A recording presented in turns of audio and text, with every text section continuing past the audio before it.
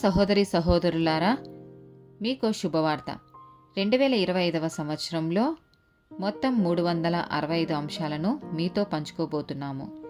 జనవరి 1వ తేదీ నుండి ప్రతిరోజు ఒక అంశము మరియు దానికి సంబంధించిన వాక్యమును పంచుకుంటాము.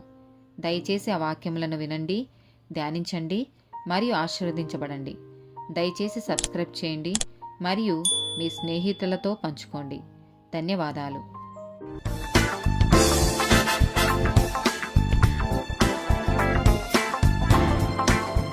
208th డే టాపిక్ వినడం. యాకోబు రాసిన పత్రిక 1వ అధ్యాయము 19వ వచనం. నా ప్రియ సహోదరులారా, మీరీ సంగతి ఎరుగుదురు గనుక ప్రతి మనుష్యుడు వినుటకు వేగిరపడువాడును, మాటలాడుటకు నిదానించువాడును, కోపించుటకు నిదానించువాడునై ఉండవలెను. సామెతల గ్రంథము 19వ అధ్యాయము 20వ వచనం.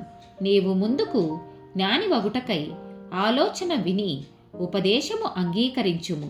రోమీలకు రాసిన పత్రిక 10వ అధ్యాయము 17వ వచనము. కాగా వినుట వలన విశ్వాసము కలుగును, వినుట క్రీస్తును గూర్చిన మాట వలన కలుగును. యోహాను సువార్త 10వ అధ్యాయము 27వ వచనము.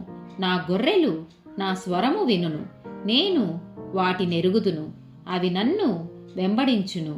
సామెతల గ్రంథము 18వ అధ్యాయము 13వ వచనము.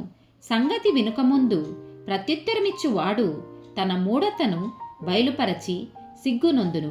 లూకాసు వార్త 8వ అధ్యాయము 18వ వచనము.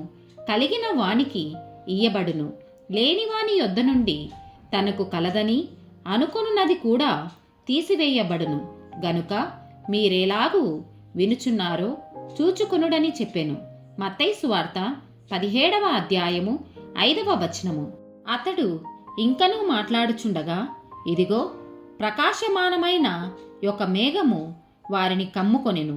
ఇదిగో ఈయన నా ప్రియకుమారుడు, ఈయన యందు నేనానందించుచున్నాను, ఈయన మాట వినుడని ఒక శబ్దము ఆ మేఘములో నుండి పుట్టెను.